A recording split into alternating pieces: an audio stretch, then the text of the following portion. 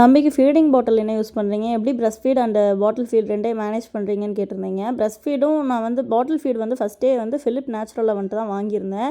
இது வந்து first 160 ml வாங்கியிருந்தேன். இப்போ 260 ml வாங்கியிருக்கேன். இப்போ வந்துட்டு மந்த்தும் அதிகமாகிடுச்சு தம்பிக்கு. நம்ம ஸ்டோர் பண்ணி எடுத்துகிட்டு போகிறதுக்கும் இதுதான் நிறையா யூஸ்ஃபுல்லாக இருக்கும் அப்படின்னு சொல்லிட்டு இது வாங்கிட்டேன்.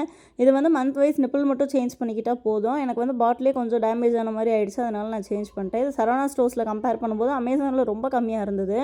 நான் வந்து அங்கேயே கம்பேர் பண்ணி பார்த்துட்டு வேணான்னு சொல்லி வச்சுட்டு வந்துட்டேன். தம்பிக்கு 3rd மந்த் ஆனனால 3rd மந்த்துக்கான பாட்டில் வாங்கியிருந்தேன்.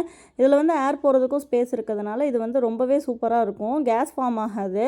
அது மட்டும் இல்லாமல் ஃபீடிங் பாட்டில் கழுவுறதுக்கு என்ன யூஸ் பண்ணுறேன்னு கேட்டிருந்தீங்க. முன்னாடி விம் தான் யூஸ் பண்ணிருந்தேன். அப்புறம் பார்த்தப்போ விம்லாம் யூஸ் பண்ணக்கூடாது அப்படின்னு சொல்லி வந்தது. அதனால் சரின்னு சொல்லிட்டு லவ் லேப்லேருந்து லிக்விட் கென்சர் வாங்கிட்டேன். இந்த சிலிக்கான் ப்ரஷ் வந்து பார்த்திங்கன்னா நான் சரவணா ஸ்டோர்ஸில் தான் வாங்கியிருந்தேன். 180 rupeesக்கு. இதோட சிமிலர் ப்ராடக்ட் டேக் பண்ணுறேன். இதில் வந்து 3 இது வரும். பாட்டில் ஃபுல்லாகவே கழுவிக்கிற மாதிரி செப்பரேட்டாக இருக்கும். இது 3மே வந்து பாட்டில் கழுவுறதுக்கு ரொம்பவே யூஸ்ஃபுல்லாக இருக்குது. இதோட லிங்க்லாம் வேணால் கமெண்ட் பண்ணுங்கள். நான் உங்களுக்கு டேரெக்டாகவே ஷேர் பண்ணுறேன். பை கைஸ், நாளைக்கு இன்னொரு வீடியோவில் பார்க்கலாம்.